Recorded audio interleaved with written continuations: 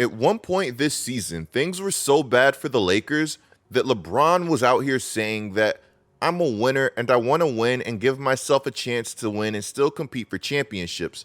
That's always been my passion. Playing basketball at this level to just be playing basketball, it's not in my DNA. It's not in my DNA anymore. Now the Los Angeles Lakers are currently one of the best teams in the NBA, while not only having one of the best defenses in the league since the trade deadline, but also having one of the best defenses in this year's NBA playoffs, which is being anchored by none other than AD, who has shown frequent flashes of being one of the best defenders in the game. That is, when he decides to get back on defense. I have a quick question for you guys. Who do you think is the better defensive player? This year's DPOY Jaren Jackson Jr.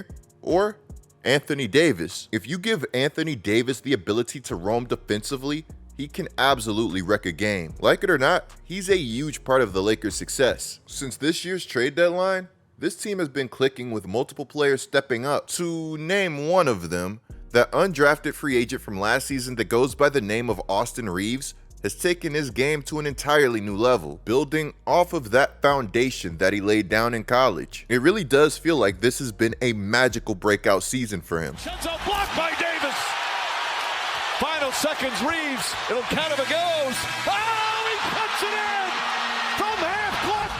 Reaves is only 24, but his feel for the game goes beyond his years. Look, I don't want to get too ahead of myself or anything, but I think that Reaves has star potential, and I also think that some of the other teams in the league are starting to take notice, which can be trouble for the Los Angeles Lakers, because at this point in time, he's looking like somebody that you have to retain at all costs. Now, before we go any further, I have to tell you guys why you should sign up for PrizePicks today before it's too late. For those that don't know, PrizePicks is by far the easiest way to play daily fantasy in states such as California, Texas, Florida, and more. PrizePicks is mad easy, mad fun, and super rewarding if you know hoops. What PrizePicks does is it puts you against the projections available, making these already epic games 50 times more interesting. And now, PrizePicks is giving you the chance to become a millionaire for simply playing a lineup during the playoffs like I am here. Make sure you opt in for this super limited time promo at prizepicks.com/million. Also, make sure that you use code COOP. With code COOP, you get your initial deposit matched, which means that you could potentially have more chances to win that $1 million. Thank you, PrizePicks, for sponsoring today's content. At the trade deadline, the Los Angeles Lakers would make multiple moves, with one of them being getting rid of Russell Westbrook, who couldn't have been a worse fit with the Lakers. But I don't want to make things about Westbrook. Though his exit was needed, there was more to it than that, as what the Lakers got before the trade deadline would be season-changing. The Lakers had to leave the trade deadline feeling like bandits. D'Angelo Russell, Malik Beasley, Jarrett Vanderbilt, Rui Hachimura, Devon Reed, and Mo Bamba now all had the opportunity to be Los Angeles Lakers. Rui would be one of my favorite additions to this team, as I've been very high on this guy for a long time. Rui, who was acquired a little before the trade deadline, would quickly prove to be a great fit next to LeBron and AD. If nothing else, Rui brought more length and versatility to this team, which has been huge thus far in the Lakers' battle against the Nuggets.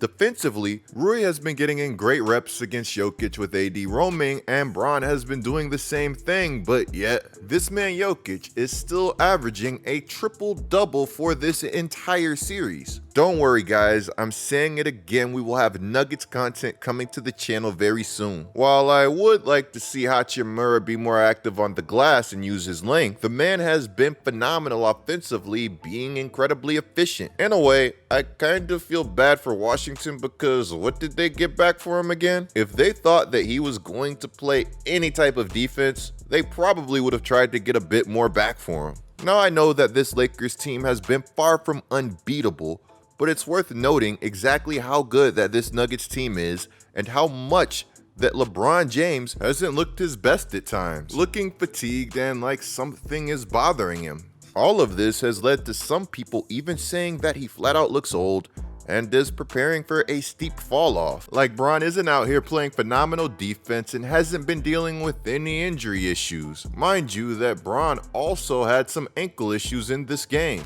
Blocked by Davis, picked up by Schroeder, saves it to Hachimura. James ahead of the back, goes up.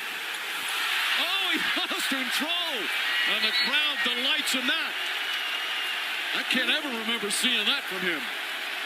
Hearing that LeBron James looks old at 38 is kind of funny because, I mean, the guy is 38, which isn't really old, but when it comes to basketball, most guys are lucky to be role players at that point. You know what? Screw that. Most guys are lucky to be Udonis Haslem at that point. It must be hard hearing that you're out there looking old when you're averaging 23.5 points, 10.1 rebounds, and 5.9 assists in the 2023 playoffs. Now, that's not to understate Bron's energy conservation in the form of poor shooting, because as we all know, him trying to shoot himself out of that slump in Game 2 couldn't have come at a worse time. As somebody that loves Bron, I'll admit that that was a brutal stretch to watch. That being said, I thought that everyone was going in. What hurts the most about Bron settling for these jump shots is that he's still one of the best slashers in the game.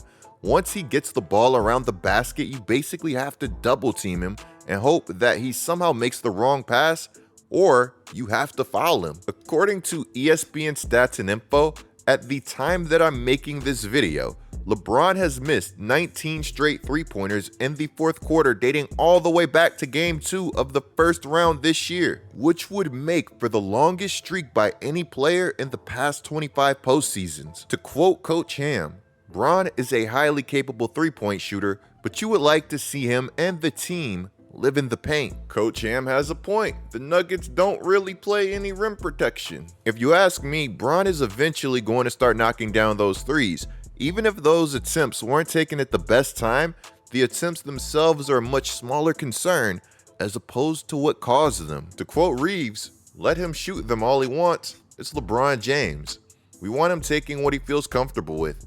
He's a winning player. Unironically, Reaves is now a sniper and one of the most clutch players in the playoffs, shooting 66% from the field in clutch moments on low volume and 43.2% from deep in the playoffs altogether. Holding on to that left leg, now slowly gets up. Reaves a three-pointer, banks it in! This is nitpicking and probably going to make some people really mad, but what if I told you that Austin Reaves was open on that Anthony Davis corner three-point attempt with the game in the balance and actually had a better look at it, in my opinion? Tied up, finds Schroeder. Schroeder drives, kicks it out. Davis, a corner three. In and out. Rebound, Murray. I don't know about you guys, but I think that Reaves knocks this down if he gets the ball. I can't be too mad at AD though. In that moment, you can't hesitate, and he didn't. To me, Reaves is looking like a future star. And I'm not the only one that thinks this. I'm starting to see more and more reports that Reaves' contract will go way over the 4 years, $50 million that the Lakers can offer outright. Which, if you ask me, it should. Let's just hope that the Lakers are ready to match when it does. In the comments below, let me know if you think that Austin Reaves is better than Jordan Poole or Tyler Hero. Regardless of what happens going forward for this team, I'm calling this year a W, considering the ascension of Austin Reaves and everything else that this team has been through. Don't forget that at one point, it looked like LeBron's health wasn't going to be able to be salvaged. And then it looked like the nail in the coffin when this happened. LeBron, nice cut and fake. And that's going to be a foul.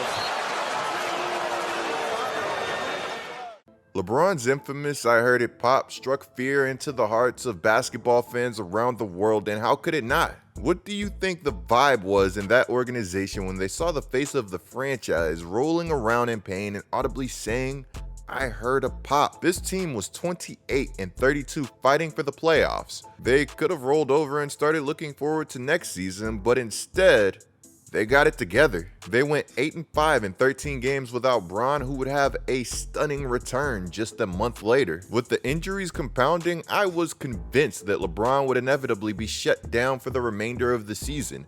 And a few doctors were too, as they told him that he should opt for season-ending surgery.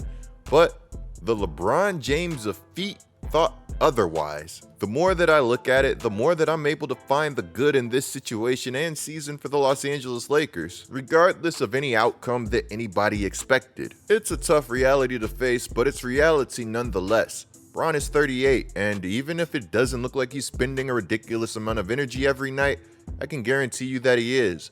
And all of those miles, they start to add up. Bron has played the third most minutes in NBA history, and every game brings him closer to that number 2 spot. From the day that Bron dropped 47 on the Hawks to the day that he broke the scoring record, for those 17 games, 38-year-old Bron averaged 34 points, 9 boards, and 8 assists on 52% shooting. He had to carry a monumental load because the Lakers just didn't have the right team. Now that the team is much better, it's just up to him and AD to get the job done. The Lakers now have shooters, they have youth, they have length, and they have playmakers, or better yet, ball handlers, who can make the life of the entire team that much easier. Which, while we're on this topic, Bruce Brown has made it known that the Nuggets have planned to attack one of the Lakers' playmakers in D'Lo. To quote Brown, "He's not a defender, so we wanted to make it tough on him." And that's exactly what the Nuggets have been doing so far. These guys want to play big, which makes the smaller guards have to defend. Guys, in the comments below, let me know what you think of everything. Man, it truly is ridiculous that the Lakers can go from one of the worst teams in the league to one of the best, while also somehow getting younger and having one of their undrafted free agents from a season ago turn into a major impact player. Shout out to Pelinka and shout out to that scouting department. As I said earlier, I think that the Lakers have to bring Reaves back at all costs. With Bron getting older, his IQ, playmaking, and shot creating is essential. You need guys like this that Bron is going to be able to lean on during the regular season to help carry the load. He doesn't have to do it by himself, but the more guys that you have like this, the better. The man already has the trust of LeBron. Do you really want to let him go? Clicking the video on the screen right now is a great way to support my channel. I'm Get Like Coop, bringing you guys the scoop until our next upload.